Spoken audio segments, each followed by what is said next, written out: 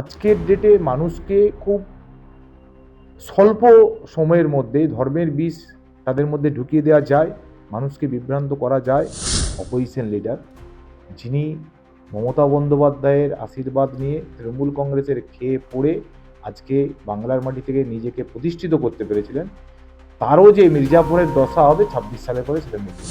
পাল্টুরাম বলতে তো সবচেয়ে বেশি তৃণমূলের লোকেরা বলতেন যে অর্জুন সিংকে, তাহলে তাকেও কি ছাপিয়ে গেছে হুমায়ুন কবির?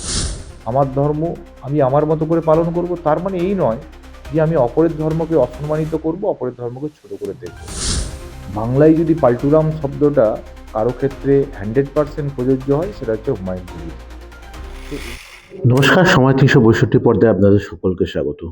এই মুহূর্তে আমরা রয়েছি মেদিনীপুরে। আর মেদিনীপুরে যে মানুষটার সঙ্গে রয়েছি সেই মানুষটা হচ্ছে মেদিনীপুর সাংগঠনিক জেলার সভাপতি তথা মেদিনীপুর বিধানসভার বিধায়ক মহাশয় সুজয় হাজরা মহাশয়ের সাথে।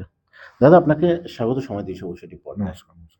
দাদা, আমার আজকের সবচেয়ে যেটা প্রথম প্রশ্ন হবে সেটা হচ্ছে যে আজকের সংসদে একটা ব্যাপার নিয়ে রাজনৈতিক উত্তেজনা চরম পর্যায়ে পৌঁছে গেছে।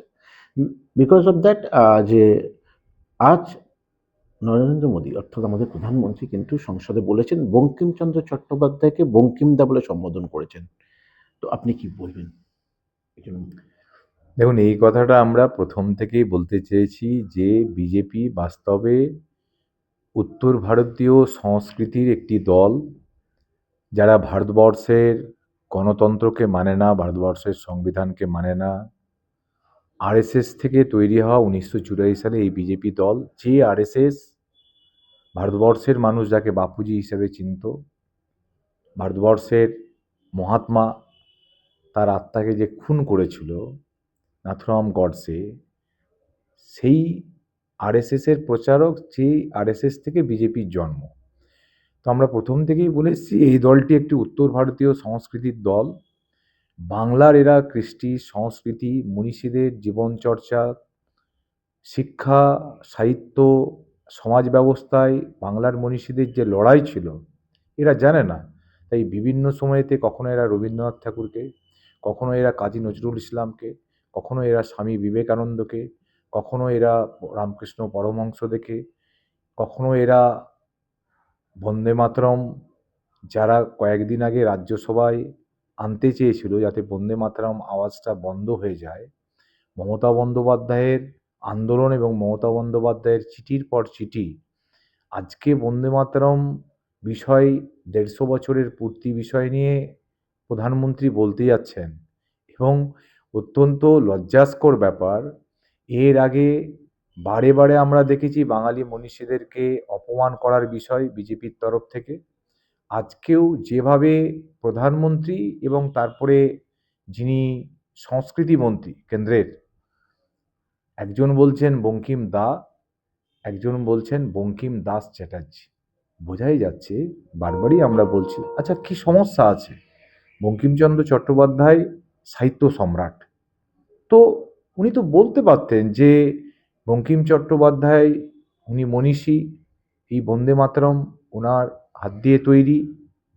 সেটা না বলে এই যে বঙ্কিম দা, মানে এটা কিরকম একটা লাগছে না? মানে আমরা ওই পাড়ার মোড়ে বসে থাকি যখন, বা আমরা যখন গল্পের ছলে কোথাও আড্ডা মারি চা দোকানে, তখন আমরা এটা বলি, কি অশোকদা কেমন আছো, কি রামদা কেমন আছো, কি শ্যামদা কবে এলে। এটা কি ওনার বাড়ির লোক? উনি বাংলার সাহিত্য সম্বন্ধে কি জানেন, বাংলার সংস্কৃতি সম্বন্ধে কি জানেন? যদি বাংলার সাহিত্য, সংস্কৃতি, কৃষ্টি, ঐতিহ্য, সভ্যতা, ইতিহাস, সমাজ ব্যবস্থা সম্বন্ধে ওনার সম্যক ধারণা যখন নেই, তখন আননেসারি ওনার নাম নিয়ে বাস্তবে বাংলা এবং বাঙালি বিদ্বেষী মনোভাব থেকেই বাংলার মনীষীদেরকে একটা ছোট করার কৌশল বিজেপি সব দিন ছিল। আজকে প্রধানমন্ত্রীর এই বাক্যচয়ন এবং পরবর্তী সময়তে কেন্দ্রের সংস্কৃতি মন্ত্রী শ্যাম গজেন্দ্র শেখাওয়াত, তার এই বাক্যচয়ন অত্যন্ত নিন্দার। এবং আমরা তৃণমূল কংগ্রেস হিসাবে, তার পাশাপাশি বাংলার একজন নাগরিক হিসাবে এর তীব্র নিন্দা জানাচ্ছি। দাদা, আমার দ্বিতীয় প্রশ্ন, আপনারই দলের বিধায়ক হুমায়ুন কবির সাসপেন্ড বর্তমানে। তিনি এখন কিন্তু বাবরি মসজিদ প্রতিস্থাপন করতে চাইছেন এবং হুঙ্কার দিয়েছেন আগামী বিধানসভায় তৃণমূলের কিন্তু অনেক বড় ক্ষতি হতে চলেছে। কি কি ক্ষতি হতে চলেছে, কি হচ্ছে, কি বলতে চাইছে? দেখুন, ভারতবর্ষে একটা শব্দ আছে, বিহারের যিনি মুখ্যমন্ত্রী বর্তমান, তাকে সামনে রেখে পাল্টুরাম বলে একটা শব্দ আছে।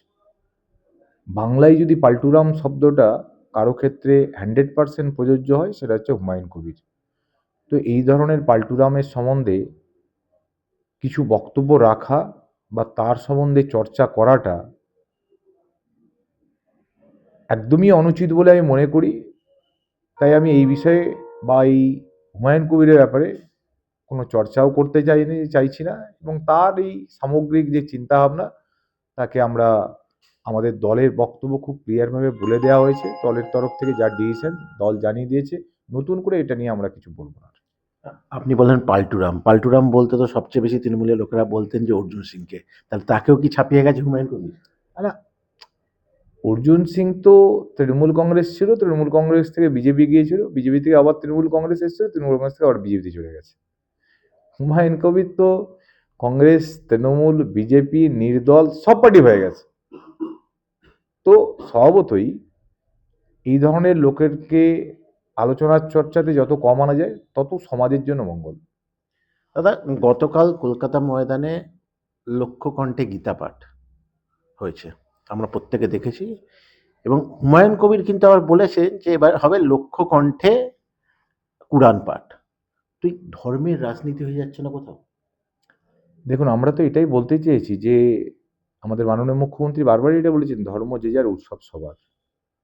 আমরা প্রত্যেকেই নিজের নিজের ধর্মকে ভালোবাসি। ঠাকুর বলছেন যে আমি নিশ্চয়ই আমার ধর্মকে শ্রদ্ধা করব, ভালোবাসবো, কিন্তু অপরের ধর্মকে শ্রদ্ধা সম্মানের মধ্য দিয়েই আমার নিজের ধর্মকে পালন করা এবং নিজের ধর্মকে ভালোবাসা যায়। তো স্বভাবতই আমার ধর্ম আমার কাছে শ্রেষ্ঠ মনে হবে, আমার ধর্ম আমি আমার মতো করে পালন করব। তার মানে এই নয় যে আমি অপরের ধর্মকে অসম্মানিত করব, অপরের ধর্মকে ছোট করে দেখব।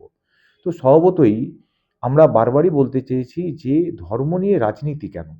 ধর্ম, আমি তো ধরুন সকালবেলায় পূজা পাঠ করি, স্নান করি, বাড়ি বেরোই, তো সেটা আমার বাড়ির মধ্যেই সীমাবদ্ধ থাকবে। সেখানে আমি রাজনীতির মধ্যে পুজোকে কেন নিয়ে আসবো? রাজনীতির মধ্যে ধর্মকে কেন নিয়ে আসবো? তো আমাদের দল এবং ভারতবর্ষ সেকুলারিজমের উপরে দাঁড়িয়ে আছে। সেকুলারিজম এবং হারমোনি, ব্রাদারহুড, ইউনিটি, এটাই আমাদের ভারতবর্ষের চরিত্র। সেই চরিত্র আমাদের সবাইকে ধরে রাখতে হবে। দুর্ভাগ্য এটাই যে বর্তমান কেন্দ্রের যে সরকার আছে, সেই সরকার অন্ন, বস্ত্র, বাসস্থানের কথা বলে ক্ষমতায় আসেনি, ধর্মের কথা বলে। কারণ আজকের ডেটে মানুষকে খুব স্বল্প সময়ের মধ্যে ধর্মের বিষ তাদের মধ্যে ঢুকিয়ে দেওয়া যায়, মানুষকে বিভ্রান্ত করা যায় এবং মানুষের ভোট যে নেওয়া যায়, সেটা বিজেপি দেখিয়েছে ভারতবর্ষে। এটা ভারতবর্ষের গণতন্ত্রের জন্য, ভারতবর্ষের সংবিধানের জন্য অত্যন্ত লজ্জাস্কর। আমরা ধর্ম নিয়ে রাজনীতি সম্পূর্ণ বিপরীতমুখে দাঁড়িয়ে আমরা উন্নয়নকে সামনে রেখে আমাদের বাংলাকে এগিয়ে নিয়ে দিয়ে যাই। তাই আমাদের বাংলাতে আমি এটা বিশ্বাস রাখি, আমাদের বাংলা যেভাবে তার যে গঠন, বাংলার যে শৈলী, আমরা তাই বলি না যে বৈচিত্র্যময় এই বাংলা, নানা ভাষা, নানা মত, নানা পরিধান, বিবিধের মাঝে দেখো মিলন মহান। তো এই বাংলাই আমরা চিনি। ধর্মের ভিত্তিতে বাংলায় কোনোদিন ভোট হয়নি, ধর্মকে সামনে রেখে কোনোদিন মানুষের মধ্যে কোনো বিভাজন বাংলায় হয়নি, এবং বাংলার এই চরিত্র আগামী দিনেও সুদৃঢ় থাকবে, শক্তিশালী থাকবে। বাংলার যে ঐক্য, বন্ধন, ভ্রাতৃত্ববোধ, সেটাকে নিয়েই কিন্তু বাংলা আগামী দিনে বাঁচবে। খুবই ভালো দাদা। আমার শেষ প্রশ্ন, এই এসআইআর 2026 নির্বাচনের জন্য তৃণমূলের কাছে আশীর্বাদ না অভিশাপ, কি মনে করেন? না, আমাদের কাছে 200% আশীর্বাদ এই কারণেই, আমরা এসআইআর এর কেউ বিরোধিতা করিনি। আমরা বলেছিলাম যে এসআইআর এর জন্য যে সময়টাকে বেছে নেওয়া হয়েছে, 2024 সালের মে মাসে পার্লামেন্ট নির্বাচন শেষ হয়েছে, কেন তারপরে এসআইআরটা শুরু করা হলো না? কেন 2025 সালের জানুয়ারি মাস থেকে শুরু হলো না, ফেব্রুয়ারি মাস থেকে শুরু হলো না? কেন এসে, যখন আমরা জানি যে 2026-এর ফেব্রুয়ারি মাসেই ভোট ডিক্লেয়ার হতে পারে, তাহলে আমরা 2025-এর নভেম্বরে কেন এসআইআরটা ঘোষণা করলাম? কেন এটা 2025-এর জানুয়ারি মাসে করলাম না? আমরা বলেছিলাম যে এত স্বল্প সময়ের মধ্যে এই টোটাল প্রক্রিয়াটাকে একদম নিখুঁতভাবে করা, কারণ ভারতবর্ষের গণতন্ত্রে প্রত্যেকটি মানুষের এটা সাংবিধানিক অধিকার, তার পছন্দের প্রার্থীকে ভোটাধিকার মধ্য দিয়ে তিনি তার জনপ্রতিনিধিকে নির্বাচিত করবেন। তাহলে একজন মানুষ যদি তার এই গণতান্ত্রিক অধিকার প্রয়োগ করতে না পারে, সেটা আমাদের সবার জন্য লজ্জা, সংবিধানের জন্য লজ্জা। সেই কারণে আমরা বলতে চেয়েছিলাম যে এত কম সময়ের মধ্যে এসআইআর হলে যেভাবে বিহারে বহু মানুষ ভোট দিতে পারেনি, তাদের গণতান্ত্রিক অধিকার প্রয়োগ করতে পারেনি, বাংলাতেও সেই জিনিস ঘটতে পারে বলে আমরা এর বিরোধিতা করেছিলাম। কিন্তু এই এসআইআর প্রক্রিয়া চলতে চলতে একদিকে আমরা যখন এই এসআইআর এর ইনফরমেশন ফর্ম ফিল আপ করতে বুথে বুথে, পাড়ায় পাড়ায়, মহল্লায় মহল্লায়, অঞ্চলে অঞ্চলে, ব্লকে ব্লকে, জেলায় জেলায় আমরা হেল্প ডেস্ক খুলে আমরা মানুষকে সহায়তা করেছি, অপরদিকে বিজেপি কমপ্লেন বাক্সের মধ্যে আটকে গেছে, ছবি তুলেছে, কমপ্লেন করেছে। এখনো পর্যন্ত অবজারভারদেরকে নিয়ে এসে যেভাবে কমপ্লেন তারা করছে, এতে বিজেপির হতাশা, অর্থাৎ বিজেপির মধ্যে এই যে ন্যারেটিভ পলিটিক্স, নেগেটিভ পলিটিক্স, নেতিবাচক পলিটিক্স, এটা বিজেপিকে পশ্চিমবাংলার মাটিতে রাজনৈতিকভাবে তাদের কফিনের শেষ পেরেক পুঁতে দিয়েছে। এবং তৃণমূল কংগ্রেস এই এসআইআরকে, বিএলও একদিকে, অপরদিকে বিএলএ টুরা যেভাবে মানুষকে সহায়তা করেছে, একদিকে বিএলওকে সহায়তা করেছে বিএলএ টুরা, অপরদিকে মানুষকে সহায়তা করেছে, হেল্প ডেস্কগুলো চালিয়েছে। ফলে মানুষ যে ব্যতিব্যস্ত হয়ে পড়েছিল, মানুষের মধ্যে যে একটা কোথাও আতঙ্কের ছায়া ছিল, সেটা কিন্তু তৃণমূল কংগ্রেসই দূর করেছে বলেই মানুষ আরও বেশি করে তৃণমূল কংগ্রেসকে আশীর্বাদ করবে। কারণ এই এসআইআর আবহে একমাত্র তৃণমূল কংগ্রেসই, আমরা আগেও বলেছি, জল হোক, ঝড় হোক, ঝঞ্ঝা হোক, বৃষ্টি হোক, অগ্নিপাত হোক, করোনা হোক, তৃণমূল কংগ্রেসই 24x7 365 দিন মানুষের পাশে থাকে। এবং মানুষ দেখে নিল এই এসআইআরের আবহেতে তৃণমূল কংগ্রেসই একমাত্র রাজনৈতিক দল যারা মাঠে নেমে মানুষকে সাহায্য করবে। ফলে আমরা নির্দ্বিধায় বলতে পারি, মানুষের সঙ্গে থেকে যেহেতু আমরা কাজ করি, মানুষই, কারণ একটা গণতন্ত্রে আমাদের নেত্রী, আমাদের নেতা অভিষেক বন্দ্যোপাধ্যায় একটা কথা বারবার বলেন, গণতন্ত্রে মানুষই শেষ কথা বলে। তাই মানুষের রায়ের মধ্য দিয়ে 2026 সালে আমাদের জয়যাত্রা অব্যাহত থাকবে, যেটা 2011 শুরু হয়েছিল, এটা আমরা নিশ্চিতভাবে বলতে পারি। শেষ প্রশ্ন বলে একটা শেষ প্রশ্ন করতে ইচ্ছে করছে, সেটা হচ্ছে যে মেদিনীপুর, মানে পূর্ব হোক পশ্চিম হোক, মেদিনীপুর সবসময় আপনাদের বিরোধী দলনেতা যারা আছে তার গড় বলা হতো। সেই মেদিনীপুরে এবছর মানে সামনে 2026 ইলেকশনে কতগুলো সিট আপনারা পাবেন মেদিনীপুর, দুই মেদিনীপুর মিলিয়ে? দেখুন, আপনারা তো জানেন যে অবিভক্ত মেদিনীপুরে 35টা সিট, 16টা ইস্ট মেদিনীপুর, 15টা ওয়েস্ট মেদিনীপুর, 4টে ঝাড়গ্রাম। গতবারে আমরা পেয়েছিলাম 13, 9, 21, 4, 25। কত পেলাম? 35-এর 25। তো 2021-এ যখন একটা তুলে দেওয়া হয়েছিল হাওয়া, বিজেপি ক্ষমতায় চলে আসছে, তাতে 35-এ 25 তৃণমূল কংগ্রেস। এবারে লিখে রাখতে পারেন, ওটা আমরা 30-এ পৌঁছাবো, বিজেপি 10 থেকে 5-এ নামবে। বিরোধী দলের যাকে ভাবছেন যে বলা হতো তার গড়, এটা ভুল। মমতা বন্দ্যোপাধ্যায় তাকে মাথায় করে রেখেছিল, তাকে 3টে জেলা নয়, পশ্চিমবাংলার 8টা জেলার দায়িত্ব দিয়েছিল, অনেকগুলো মন্ত্রিত্ব দিয়েছিল। মমতা বন্দ্যোপাধ্যায়ের হাত ছিল, লোকে ভাবতো সেকেন্ড ইন কমান্ড। মমতা বন্দ্যোপাধ্যায়ের হাত সরে গেছে। একসময় ছবি বেরোতো ওনার পিছনে বাঘের ছবি, মমতা বন্দ্যোপাধ্যায় হাত সরে গেছে, বাঘ থেকে বিড়াল নয়, ইঁদুরে পরিণত হয়েছে।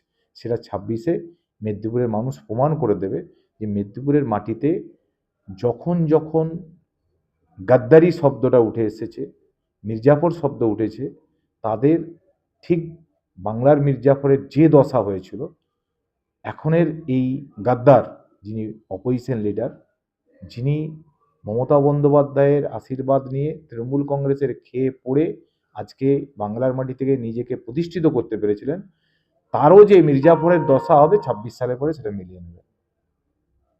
থ্যাংক ইউ দাদা, ধন্যবাদ।